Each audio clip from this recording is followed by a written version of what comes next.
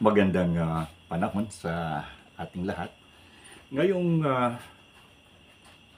oras na ito ay gusto kong i-discuss ang patungkol doon sa kapanganakan ng ating Panginoong Jesus. Merong maraming haka kung kailan siya ipinanganak, subalit ang pinaka-popular ay yung kanyang kapanganakan na sinasabing siya ay ipinanganak noong December 25, Disyembre 25. Subalit,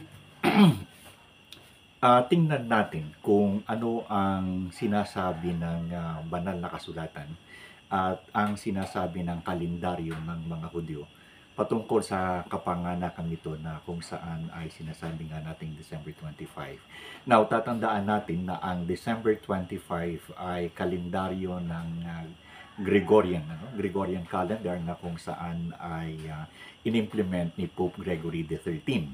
So, magkaiba ang kalendaryo ng mga Hudyo at ang kalendaryo ng mga Katoliko Romano. Tatandaan natin ang ating kalendaryo ngayon ay kalendaryo ng Katoliko Romano na kung saan ay inimplement o inimpose ni Pope Gregory XIII. Ang isang bagay na makikita natin dito ay doon sa Biblia, merong sinasabi dito doon sa John 1:1 na ang berbo ay naging salita at ang salita ay Diyos. At pagkatapos doon sa talatang 14 ay sinasabing nagkatawang tao ang salita at ang salitang ito ay nakisama na kasama ng tao duat among us. So ngayon kung titingnan natin dito, yung sinasabing salita na ito o berbo ay sino ba na kung saan ay nagkatawang tao? Merong mga bagay na kung saan ay dapat nating maintindihan. Nung ipinanganak ang Panginoong Yesus ay sinasabing Disyembre. At kung ito ay titingnan natin, ang buwan ng Disyembre sa bansang Israel ay taglamig. At hindi ito posible na mangyari sapagkat isa pa, merong dalawang bagay o dalawang pangyayari nung naganap nung ipanganak ang Panginoong Yesus. Una, ay ito'y nangyari doon sa tinatawag na Feast of Tabernacle or Sukkot. Isa ito sa mga piyesta na ginagawa ng mga Hudyo taon-taon. At ikalawa ay yung utos ni Emperor Augustus na ang lahat ng mga lalaki ay dapat bumalik doon sa kanilang mga lugar para magpatala para sa buwisan. Now, ang tanong, kailan itong utos na ito at kailan itong festivities na ito, itong piyesta ng Feast of Tabernacle or Feast of Sukkot? Sa kalendaryo ng mga Hudyo ay ang sinasabi ang Feast of Tabernacle or ang Sukkot ay sa buwan ng Tishrei. Ang Tishrei ay ang ikapitong buwan ng kalendaryo ng mga Hudyo at ito ay bumabagsak sa huling petsa ng Setyembre hanggang sa kalagatian ng Oktubre. Ito yung Tishrei lang. At mapapansin ninyo, natutugma dito ang kapanganakan ng Panginoong Hesus sapagkat unang-una ang mga Hudyo ay bumabalik doon sa kanilang lugar na kapanganakan upang magdiwang ng piyesta ng Sukkot.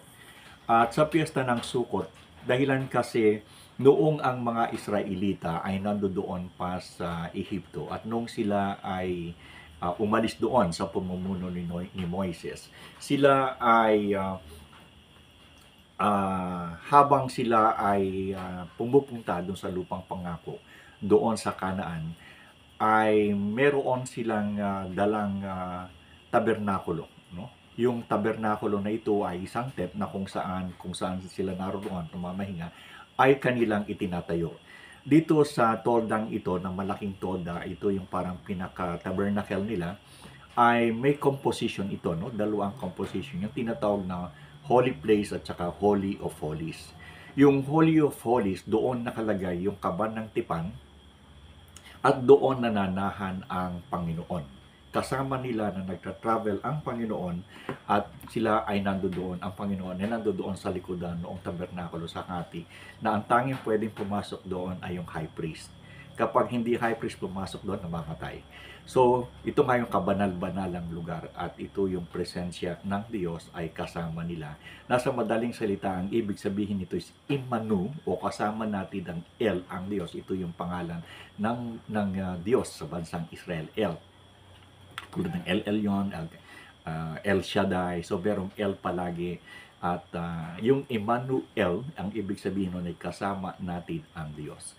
So, ito yung tabernakulo. At yung mga Hudyo, yung mga Israelita na kung saan ay kasama at papunta doon sa lupang pangako, sila ngayon ay nakaikot among the tribes doon sa tabernakulong yun at yung kanilang tinitigilan na temporary na tirahan, ang tawag doon ay Sukot. So, Sukot sila nakatira. At ito ay isang festivities among the Jewish people, yung Feast of Tabernacle at saka Sukkot, na kung saan sinasabi nga ito ay nakafall doon sa 7th month of the Jewish calendar, which is September, old ng September and middle ng October. So, ibig sabihin ito yung panahon. At mapapansin natin dito, ito rin yung kapanahonan na kung saan si Augustus ay nag-utos na ang lahat ng mga Israelita ay bumalik doon upang magpadala para sa buwisan. Isang bagay ang dapat nating alamin sapagkat sa lugar nila, kung ito ay Disyembre, ay magiging maputik at mahirap ang paglalakbay ng mga Hudyo pabalik doon sa kanilang lugar. Bukod doon ay malamig at maraming magkakasakit kung iuutos ng emperor na bumalik sila sa kanilang lugar para magpadala. Kung kaya't ito ay ginawa hindi doon sa araw ng taglamig, kundi doon sa araw ng Sukot o panahon ng Sukot. Bakit?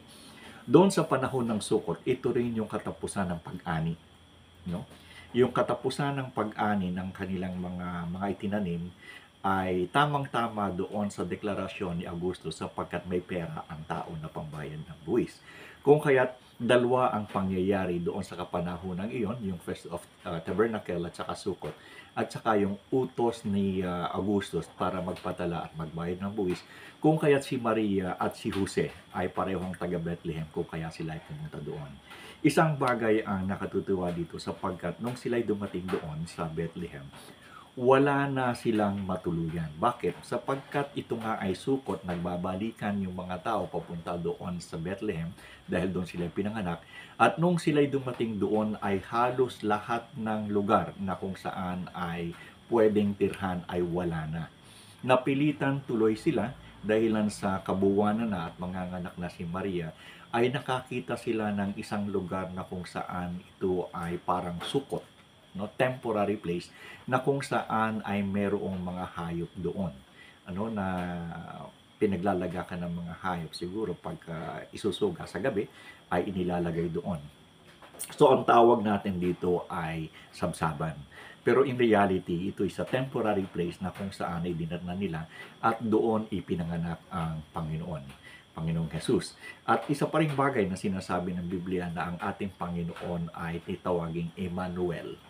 Kung tatandaan nyo yung sinabi ko kanina doon sa Holy of Holies na kung saan ang kabanal-banalang lugar ay nandoon ang Panginoon habang sila ay naglalakbay mula sa Ehipto papunta sa Israel, yung kabanal-banalang lugar na yon ay nandoon ang presensya ng Diyos kung kaya tinatawag ito na Emmanuel, na kung saan nung siya pinanganak, ito rin naman ang ipinangalan sa kanya. So, ibig sabihin ng Emmanuel ay kasama natin ang Diyos. So, babalikan natin yung John 1:1 at saka sa John 1:14 na sinasabing nagkatawang tao ang salita o nagkatawang tao ang berbo. Sapagkat ang berbong ito o nagkatawang taong ito ay ipinanganak doon sa Sukot, sa Bethlehem. Now, ang issue dito sa kapanganakan ng ating Panginoon, sinasabi nila na ang Panginoon daw ay tao lamang. At ang sabi nila nung ang Panginoon, sabi kasi sa Biblia, na ang Panginoon ay bago siya ipinanganak, siya ay pinaglihi ng isang birhen sapagkat ang banal na espiritu ang sumampi kay Maria at ito yung nag-conceive o nagdalang tao. Now, ang isang bagay na dapat natin maintindihan, ang isang tao, para maging isang tao, katulad natin sa physical, ay kinakailangang magkaroon ng union between yung egg at saka yung sperm, yung itlog at saka ang similya. Ang itlog at similya, kapag ito ay nagsama, ito ay nakakabuo ng embryo, nagiging fetus, nagiging bata, at pagkatapos ay iniluluwal. Ito yung normal na sistema ng kapanganakan ng isang tao. Subalit, sa Panginoon ay hindi ito nangyari. Ang sabi dito ay ang Panginoon ay ipinanganak sa pamamagitan ng pagsapi ng Espiritu Santo kay Maria at doon siya ay pinaglihi. At ito nga yung dahilan kung bakit si Jose ay gustong tumakas sapagkat sabi niya, paano ko akuin siguro yung term natin na akuin, hindi ko naman siya nagagalaw tapos magbubunti siya. Sigurado akong hindi akin yan. Subalit ang anghel ng Panginoon ay dumating kay Jose nung gabi yun at sinabi, huwag ka mag-alala, Jose, sapagkat ang dinadala ni Maria ay mula sa Diyos at siya ay nag-conceive o nabuo ang bata sa kanya sa pamamagitan ng banal na spirito. At dahilan dito, naniwala si Jose at sila ay nagpunta nga doon sa Bethlehem hanggang sa maipanganak ang Panginoon. Merong isang insertionist o isang grupo dito sa Pilipinas na para i-twist o baluktutin. Ang sabi dito, nung daw naging embryo na si Jesus Christ at saka lamang pumasok yung banal na spirito sa kanya. No, kaya siya ay nagkaroon ng kapangyarihan nung ipinanganak. Subalit dito ay taliwas sa sinasabi ng Biblia. At dahil dito, dapat mag-ingat sapagkat sinasabi ng Panginoon doon sa Galatia 1:8-9 na kung ako mano ang anghel sa langit ay magturo sa inyo ng ebanghelyo na iba siya itinuturo, ay pakasumpain siya. So, hindi mo po pwedeng baluktutin o hindi mo po pwedeng baguhin ang katuruan ng ebanghelyo para lamang mag-fit ito sa iyong sariling narrative. Para ipagtanggol mo yung naratibo mo, ay babaluktutin mo ang kasulatan. At ang masakit dito, doon sa mga tao na hindi nakakaintindi ng kasulatan at hindi nagbabasa at hindi napapaliwanagan ng tama, sila ay nadadala. Kung kaya't napakarami pa rin doon sa grupo na ito ang kasama nila sa ganitong katuruan patungkol sa kapanganakan ng Panginoon Jesus, which is mali. No? Dahil sabi nga dito, He was conceived by the Holy Spirit. At sabi there was no union between the sperm and egg. Paano ka magiging tao? And yet He became a human being. Kaya nga sinabi ito, nagkatawang tao. Kung ibig sabihin, nagkatawang tao, He get into humanity. No? Pumasok siya doon sa mundo ng sangkatauhan. Pero pumasok siya, ibig sabihin, hindi yun yung kanyang dating state. Natagpuan lamang siya doon. So, ganun. So, nakita natin tayo, bumalik tayo doon sa Sukot. So, kung ipinanganak ang Panginoon sa panahon ng Sukot, ito ay maliwanag na hindi December 25, kundi ito ay most likely nasa late ng September, sapagkat ito ang batay sa kalendaryo ng mga Hudyo. Now, ito ay malaking problema. Dahilan sa ang Pilipinas ay Kristiyanong bansa pero Romano-Katoliko kasi maraming klase ang Kristyanismo. At ang isa sa mga Kristyanismo ay yung Romano-Katoliko. Isa pa ditong sistema ng Kristyanismo ay yung tinatawag na gospel-based Christianity. Ibig sabihin, ito yung Kristyanismo na puro na kung saan ay nagmula doon sa pag-akyat ng Panginoong Jesus hanggang sa kasalukuyan. So maliwanag na sinasabi na ipinapakita dito sa pamamagitan ng kalendaryo ng mga Hudyo na kung saan doon naman ipinanganak ang Panginoon sa lipi ng mga Hudyo. So tama yung kanilang kalendaryo kaysa doon sa Gregorian calendar. So definitely tama yung sinasabi na hindi December 25 ang kapanganakan ng Panginoon sapagkat kung titingnan mo ang December 25 sa mga festivities ng mga pagan Roman nung araw, ito ay Saturnalia, Saturn, which is also Jupiter, iba pa, ito yung pagan god.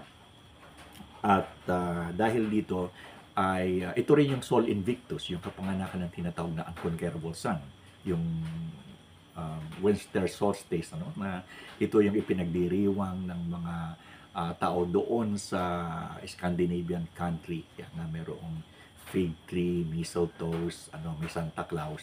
Sa kanila ito, hindi ito dito sa silangan. Ang silangan ay purely Jesus Christ at ito yung mga Hudyo. Ang calendar nito ay calendar ng Jewish calendar or Hebraic calendar, samantalang dito naman ay Gregorian. Nagkataon lamang na ang Pilipinas ay nasa ilalim ng Romano-Katolikong Krisyanismo, kung kaya't ang sinusunod natin ay Gregorian calendar. Pero kung tayo ay magpapakatotoo, ang kukunin natin ay yung Jewish calendar, which is September or middle ng October. So dito yan, but mostly September yan, dahil nga doon sa piyesta ng Sukkot. Kasi ang Sukkot ay tumatagal, I think, for 4 days to 7 days. Yan ang tinatagal ng Sukkot. So ngayon, ano ang ibig sabihin? Kung tayo ay tunay na mananampalataya doon sa gospel-based Christianity, ang pangahawakan natin ay yung Jewish calendar, hindi yung Gregorian calendar. So, ang tanong ngayon dito, dapat ba mag-celebrate yung mga basic, yung mga gospel-based Christianity? So, ito nga yung pinagtatawanan namin dahil ang sabi nila ay hindi tayo dapat mag-celebrate, pero paano yung ating with your bonus? Paano yung ating Christmas bonus?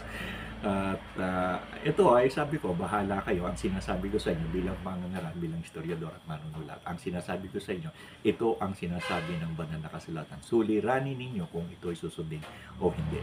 Pero ang sinasabi ko, ito yung sinasabi ng kasaysayan at ito ang sinasabi ng banal na kasulatan. So, nasa sa inyo yan kung kayo'y magpapatuloy doon sa December 25 na Gregorian calendar na kung saan is a pagan festivity, samantala kung Jewish calendar, it will belong to September. Ano? At dito ang Jewish calendar pumapatak doon sa Tabernacle, Feast of Tabernacle at saka doon sa Sukkot na kung saan ay tamang-tama ang Panginoon ay pinanganak sa sabsaman, that is still ay Sukkot. So tama lahat yung Emmanuel doon sa Lumang Tipan, doon sa kanilang paglalakbay sa disyerto na kung saan ay madalan lang ang tabernacle, at sa likod noon ay yung kabanal-banalan na which is ang tawag doon ay Emmanuel na kung saan naman ay itinama sa kanya dito sa kanyang kapanganakan. Bukod doon, sinabi rin ni Juan, Apostol Juan doon sa sulat niya sa Ebanghelyo ni Juan na 1 at saka doon sa 14 na nagkatawang tao. Ito yun. So, ito yung gusto kong ipaliwanag at bahala na kayo kung kayo ay susunod sa katotohanan ng kasulatan o pananatiliin ninyo ang paniniwala na sabi nga nila ay sayang naman yung Christmas bonus. So, ito po yun. Magandang araw sa inyong lahat.